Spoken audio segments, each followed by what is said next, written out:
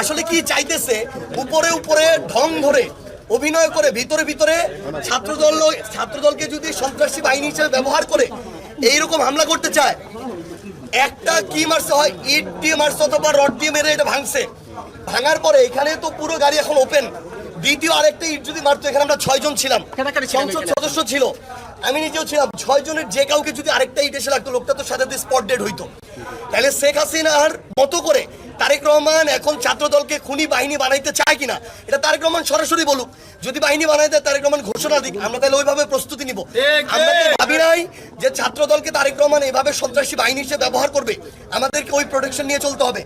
আজকে পুলিশি প্রোটেকশনের মধ্যেই তো হামলা হলো। পুলিশ তো এখানে দাঁড়া দাঁড়া নাটক দেখছে, আর কিছুই না। সামনে পুলিশের 1-2 গাড়ি থাকে, পিছনে 1-2 গাড়ি থাকে, আবার 50 জন পুলিশ দাঁড়ায় থাকে, সবাই নাটক দেখে। এই যে এরা ইট ছুটতেছে, এরা যে রড দিয়ে হামলা করতেছে, চাপাতি দিয়ে হামলা করতেছে, একজনকে তো বাধা দিতে হবে। কোনো বাধা দেওয়ার কোনো নাম নাই। আপনারা দেখছেন আমাদের এক ভাই আলিফ, 18 বছর একটা ছেলে, চোখটা রড দিয়ে আঘাত করে চোখটা পর্যন্ত নষ্ট করে দিছে। এখন পর্যন্ত একটাকে হবিগঞ্জে গ্রেফতার করা হয় নাই। তাহলে এই পুলিশ হইলো এখন বাংলাদেশের পুলিশ না, এটা হচ্ছে তারেক রহমানের পেটুয়া পুলিশ।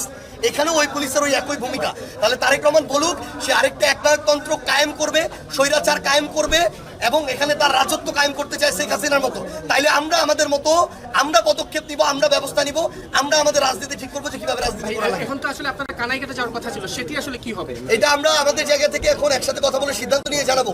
কিন্তু তারা এই অবস্থায় আসলে কানাইঘাটে যাওয়ার সুযোগ আছে কিনা? না, তাহলে দেখেন আপনি, আমরা একটা রাজনৈতিক দল হিসেবে আমাদের প্রোগ্রামটা